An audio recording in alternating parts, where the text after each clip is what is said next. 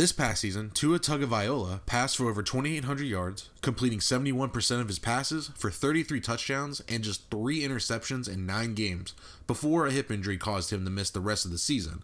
He then declared for the NFL draft.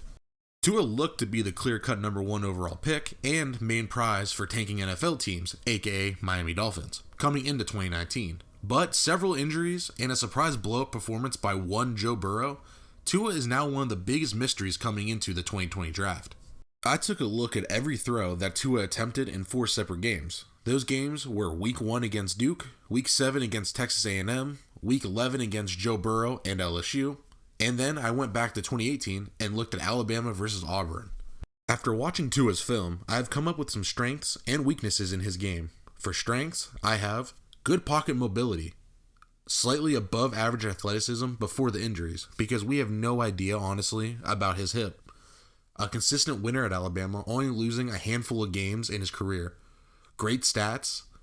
Sits in the pocket and waits for people to get open, so he's calm in the pocket. And he has good improv skills when in the pocket and behind the line of scrimmage. Now, for his weaknesses, I have, number 1, arm strength. Unlike Joe Burrow, where I think Burrow lacks is zip on the ball in short and intermediate routes, but can bomb it deep, has one of the best, if not the best deep ball in football right now. I think Tua's arm strength is a struggle all around the field on every throw. Inconsistency was also a big issue for Tua. He had flashes of great plays, and we all know his great plays, but then he went out and then made a bad play the very next play, and I actually have examples of him doing that. Being an Alabama quarterback, this just kind of happens naturally, but I think his stats are pretty inflated. There's been too many box scores where you see him throw for 4 or 5 touchdowns, but in reality, he really only threw maybe 1 or 2 great touchdowns in those games. A lot of those happen on, wide receiver screens where the receiver busts one open, or wide open receivers just being their defenders because they're so good. In Alabama, when the games he played this year, he didn't play a lot of great talent. So having this high NFL talent at receiver really benefited Tua this year. The offense that he ran at Alabama, it didn't seem to throw a lot of 10 to 15 yard passes that often. It seemed like they're either underneath drags, a lot of curls or dig routes, screen passes, or a deep shot. So there wasn't a lot of medium passes there for going from 10 to 15 yards. Now, these next two might kind of contradict each other, but I thought that he tested his luck too much. He took a lot of deep shots to receivers because he knew how great they were. And, of course, they were great, but he threw a lot of deep balls that weren't catchable or in double coverage, and I'll show examples later. But then, on the contrary, I feel like he didn't fit enough tight window throws, as often as I would have liked. And that's where it comes in with the medium throws. He didn't really have the 10 to 15 yard throws on, slants and post routes. It was a lot of drags, digs, or deep shots.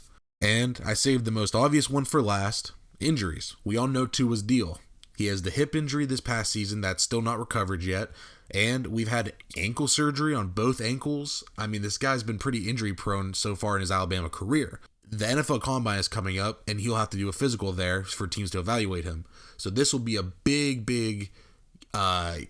boost to his draft stock or a drain on his draft stock if he isn't cleared by NFL teams at the NFL Combine. One thing that I disagree with other, NFL experts, scouting experts, when they're scouting Tua is they put his athleticism as a weakness when I don't necessarily think it's a strength, but I don't consider it a weakness either.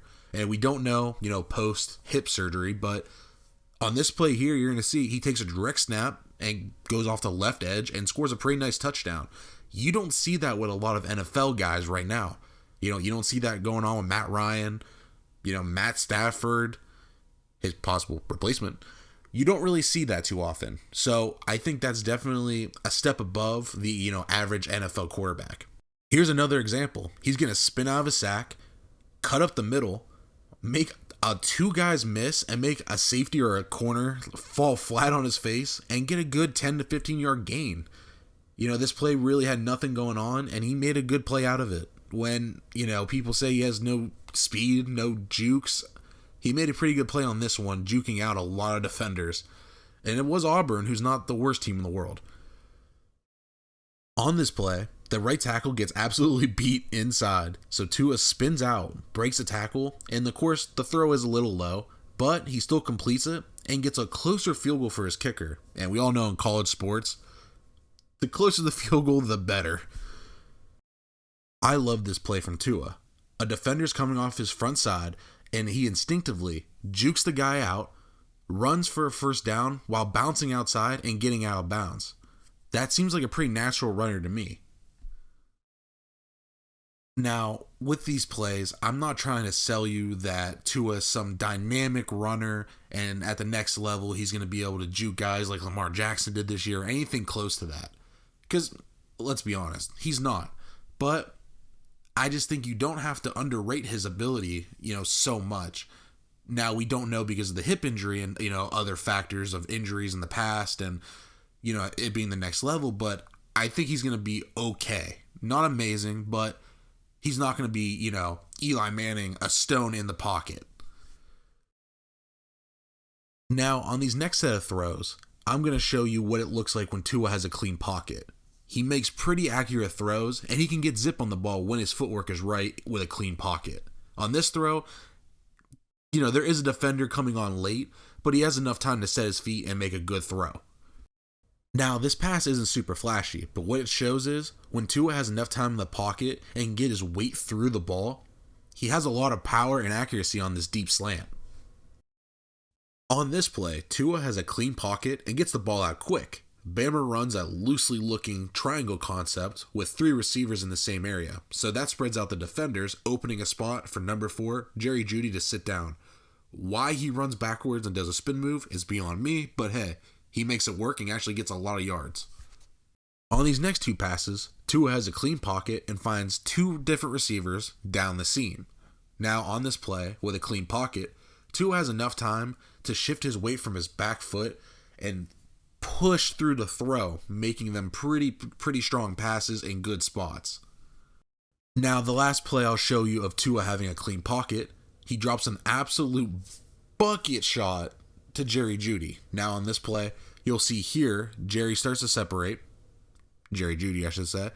separate, and look at where the ball is placed. You'll zoom in on it here. Look at that throw. It's on the left shoulder, right in the bucket. If it's too inside, the defender is going to be able to catch up and make a play on that pass. Now, these next set of plays, I'm not going to break them down individually because they're simply just out routes. They're quick hitting out routes, but this seemed to be one of Tua's go-to passes. Which there's nothing wrong with that being one of your go-to passes, but I would have liked to see him, his go-to pass be something a little bit more downfield and not something so simplistic. But I will admire his ability to get the ball out on time and quick to, and honestly, with playmakers like Jerry Jeudy and others, getting the ball in their hands is the key to having a great offense. I mentioned earlier inconsistency. Now, that goes both ways. Obviously, good passes and bad passes, and you'll see here a little compilation of look at these money throws deep. Tua has a great arm when he has enough time in the pocket, and you'll see from these, look at all the time he has in the pocket to make these deep throws. These are very clutch plays. I mean, look at this LSU-Alabama play. A minute 22, they need a quick score. He hits the deep bomb. Very important plays. But I'll show you in a little bit where, some of his deep throws, where you get the other side of the spectrum that you really don't want.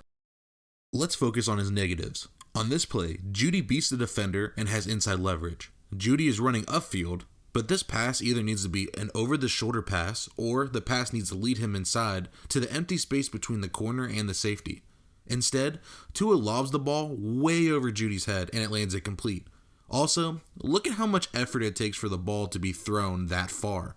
With a lesser arm like Tua has, he has to get more consistent footwork to have a solid base on throws. Just look how much effort he really has to put on this ball to get it there.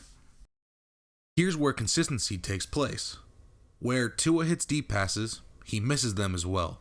He has a man deep where this ball needs to lead the receiver, but he underthrows the ball pretty badly and it's incomplete. Look at where the receiver has to put his body in position to make this catch. There's no reason it should be that short. If the ball is underthrown, at least it has to be a back shoulder or up high to where number 17 can make a play on the ball. Luckily, they got bailed out by pass interference here, but it was still a bad throw. These next 2 plays I won't break down too deep because They're pretty much the same play. Tua drops back and throws 2 deep shots. In the first pass, the ball needs to be towards the pylon, or if you throw it like he did, it needs to be on the back outside shoulder of the receiver. In the Texas A&M game, Tua puts the ball in the worst spot possible. The defender got beat and is inside and behind the receiver, so the ball needs to be placed out in front and outside, or at least outside on the back shoulder.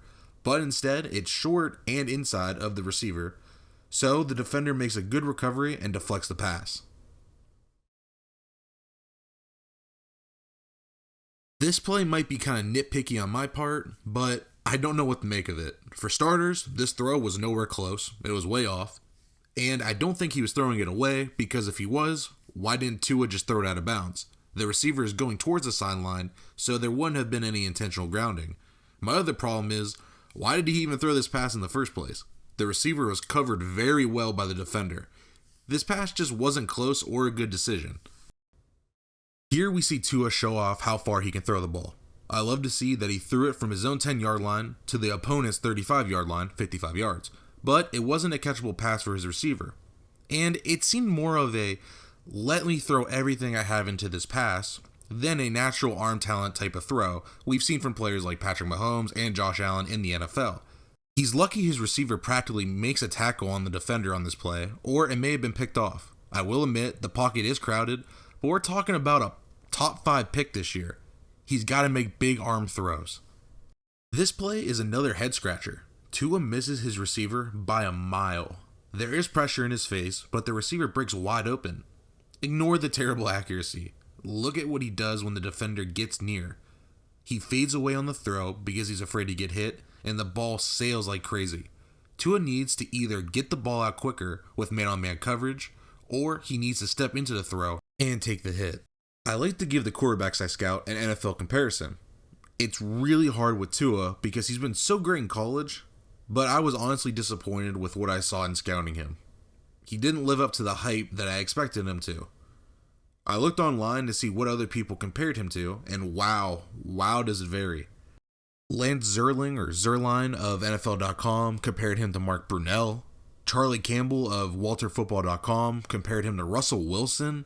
The DraftNetwork.com had Drew Brees, and looking at a bunch of other sites, Drew Brees seemed like the general consensus along with some Russell Wilsons. And I do not agree with Russell Wilson at all. I think that is completely off. To me, that makes zero sense.